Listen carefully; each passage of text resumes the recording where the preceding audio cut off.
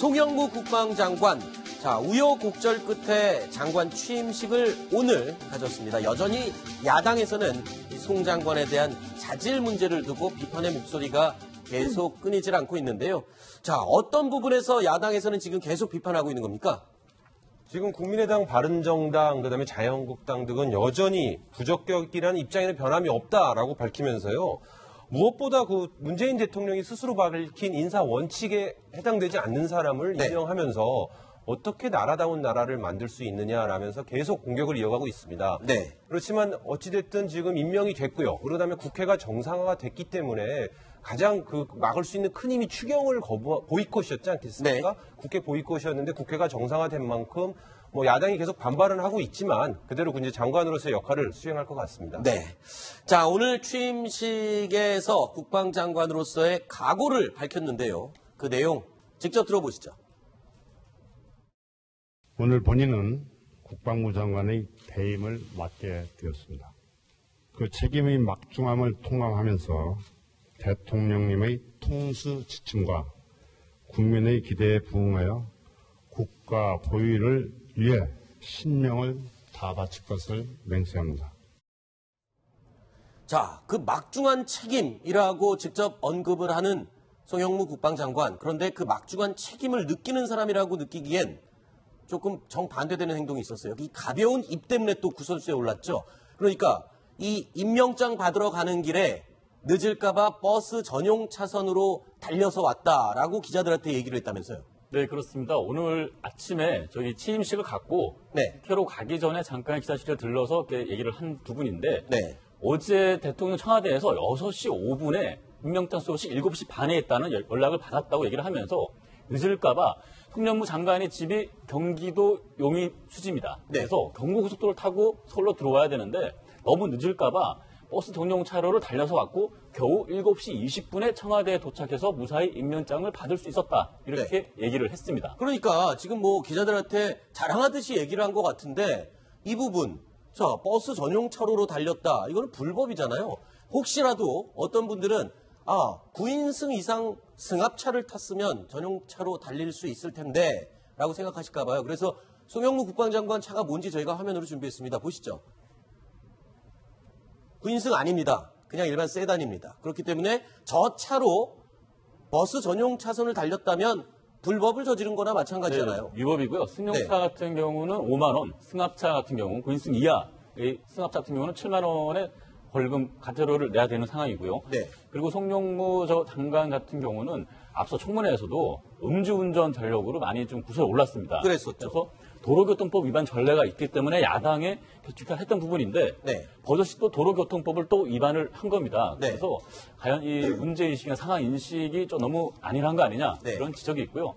이번에도 또 특별한 게 또 본인 스스로 셀프 고백을 한 겁니다. 저희들 앞에서 나 스스로 버스 전용 차로를 위반했습니다라고 얘기를 한 부분인데 여러 가지 지금 이 심각한 상황에 대해서 제대로 인식을 하고 있는 것인가에 대한 또 비판도 김성진 기자 아까 얘기할 때 들어보니까 또 장관 임명과 관련해서도 본인이 하지 않아도 될 말을 또 해서 뭐 논란이 될 것 같은 얘기가 또 있다면서요. 오늘 또 기자실을 해서 어제 임명장 수요 당시 분위기를 전하면서 다른 장관들이 국방장관 때문에 다 집중하다 보니까 본인들은 보다 수월하게 청문회를 통과하고 임명장 수요가 왔다라고 얘기를 했습니다. 그래서 어떻게 보면 국방장관이 방파제 역할을 해줘서 고맙다라는 덕담을 받았다라고 또 얘기를 했습니다. 그래서 지금 이렇게 정국이 막 경색되고 그런 과정이 있었는데 그런 과정에서 본인의 의혹과 그런 과정에 대해서 너무 안일하게 생각했던 거 아니냐 그런 지적을 나오고 있습니다. 자, 이 송영무 장관 청문회 때는요 굉장히 많은 지탄과 지적을 받았습니다. 이를 두고 본인은 이렇게 표현을 했습니다. 청문회 때 융단 폭격을 받은 것 같이 힘든 과정이었다. 목소리로 직접 들어보시죠. 청문회 받은 언론에 제가 융단 폭격을 받은 같은 느낌이 들어가지고 좀 과하지 않는가 싶은 생각도 들었지만 제 개인 수치로 물가지게 견뎌내려고 진심으로 저를 큰 믿음을 주셨기 때문에 인골 세심의 마음으로 열심히 하도록 해서 기대. 청문회 과정에서 융단 폭격을 받았다고 느낀 송영무 장관. 야권에서는 여전히 지금 지적을 하고 문제를 제기를 하고 있는 상황이잖아요. 뭐 해결된 건 아직 없는 것 같습니다. 네. 지금 뭐 여러 가지 현 정부의 5대 원칙 중에서 논문 표절도 있었고, 그리고 음주 운전도 들어가 있었고요.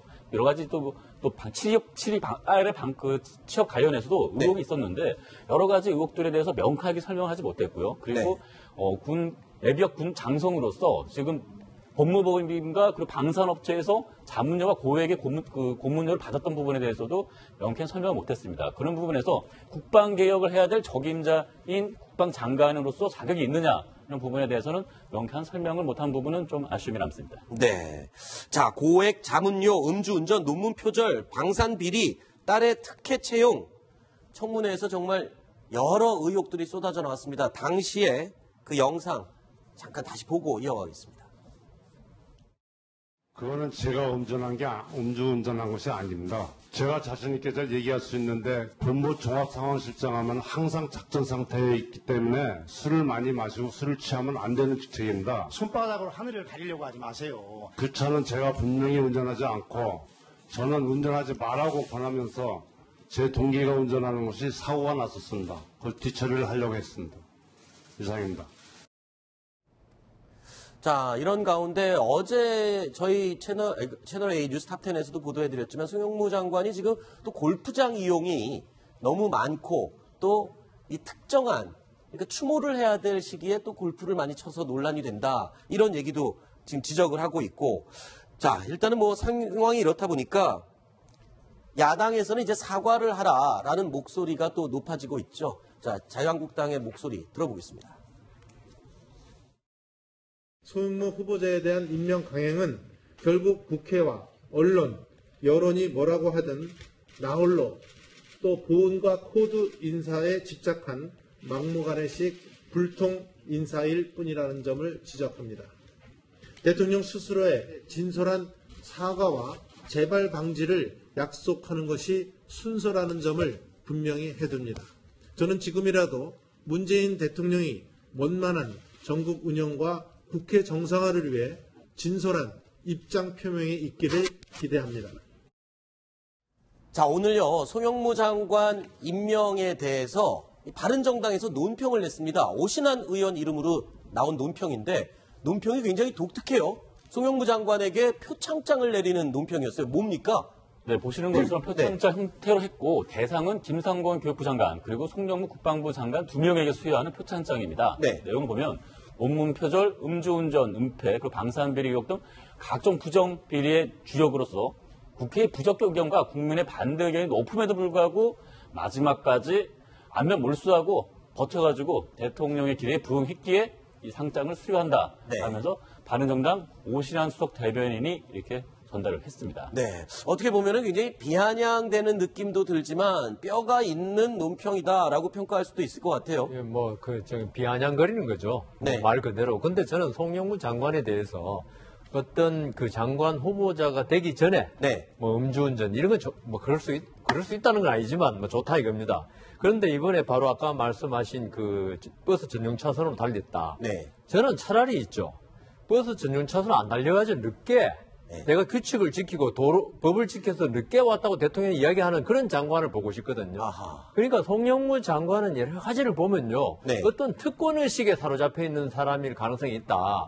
이런 특권의식에 사로잡혀 있는 장관이 되면은 과연 밑에 그 부하들 말, 정당한 충고 이런 걸 제대로 듣고 국정 수행을 하겠느냐. 이게 더 걱정스럽습니다. 네. 버스 전용차로 이야기는 지금 여 변호사님 얘기 들어보니까 그렇게 볼 수도 있겠구나라는 생각이 저도 듭니다. 자, 일단 자유한국당 우선 문재인 대통령의 사과, 직접 사과가 우선돼야 한다라고 계속 요구를 하고 있습니다만 이 대통령의 사과를 전제로 지금 이 국회 정상화에는 지금 합의를 한 상태입니다. 그렇죠? 그렇습니다. 그 국회 정상화의 전제 조건으로 자유한국당은 대통령의 진솔한 사과를 요구했었습니다. 그렇지만 사실 오늘 국회 정상화는 됐지만 대통령의 사과는 없는 상태 아니겠습니까? 그러면서 지금 이낙연 국무총리가 오늘 대신 국회에서 사과를 했고요. 네. 어제 임종석 비서실장이 대리 사과를 또 하지 않았습니까? 계속 연이틀 대리 사과가 이어지고 있죠. 그렇습니다. 지금 인사청문 국면이 아직 이어지고 있는 상황입니다. 네. 제가 청와대 관계자들하고 얘기를 해보면 대통령이 사과할 뜻이 전혀 없다는 건 아닌 것 같고요. 네. 사과를 할 생각이 있는데 그렇지만 인사청문회가 계속 이어지고 있고 또 어떤 돌발 변수가 생길지 모르지 않습니까? 네. 그때마다 대통령이 사과할 수는 없기 때문에 아마 이 내각이 완전히 마무리되면 이 네. 전체적인 인사 과정에 있었던 여러 가지 국민들한테 폐해를 끼친 모습이라든지 이런 것들에 대해서 포괄적인 사과를 검토는 할 수 있을 것 같지만 네. 지금은 타이밍이 아니라고 생각하는 것 같습니다. 네. 자, 어쨌든 뭐 송 장관 임명을 비판은 하고 있습니다. 야당 측에서요. 그런데 이 국회 보이콧은 중단하겠다고 또 야당이 밝혔거든요. 이 와중에 이 김희수 헌법재판소장의 이 청문 보고서는 또 지금 채택이 안 되고 또 그냥 넘어갔어요. 지금 왜 그런 겁니까? 자유한국당이 반대를 하고 있는 건가요? 그렇습니다. 지금 김희수 헌재소장 후보자 인사청문특별위원회가 오늘 사실 인사 그 보고서를 채택할 예정이었었습니다. 네. 어제 예고가 돼 있었었는데 어제 자유한국당에서 밝힌 채택하겠다는 전제 조건은 국민의당을 포함한 자유한국당, 바른정당, 국민의당 세 당이 동시에 반대 투표를 던져서 네. 부결시키겠다는 취지로 그걸 전제로 열겠다고 했었었는데 지금 국민의당이 국회에 참여하면서 그 부분에 대해서 아직 동의를 안 해주고 있습니다. 네. 그리고 국민의당 같은 경우는 김희수 헌재소장 부결에 따른 호남 민심의 역풍 이런 것들을 우려하고 있기 때문에 네. 지금 현재 부결할 거라고 당론으로 부결하는 건 좀 부담스러워하고 있거든요. 네. 그래서 오늘 인사청문 보고서를 채택했다가 또 가결돼 버리면 나중에 어떻게 또 상황이 바뀔지 모르니까 일단은 지금 연기해 놓은 상태라고 보시면 될 것 같습니다. 다른 장관과 달리 헌법재판소장은 국회 의결이 필요한 거죠. 네. 과반수 의결로. 근데 그 청문 보고서야 뭐 다른 장관이 채택 안 하면 그냥 대통령 임명을 강행할 수 있는데 김희수 헌법재판소장 후보에 대해서는 국회 의결이 필요하기 때문에 지금 여당으로서는 이걸 마음대로 처리할 수 없는 지금 다 과반이 훨씬 모자라지 않습니까? 그렇죠. 그래서 야당의 어떤 의존할 수밖에 없는 그런 상황인 것 같습니다. 네.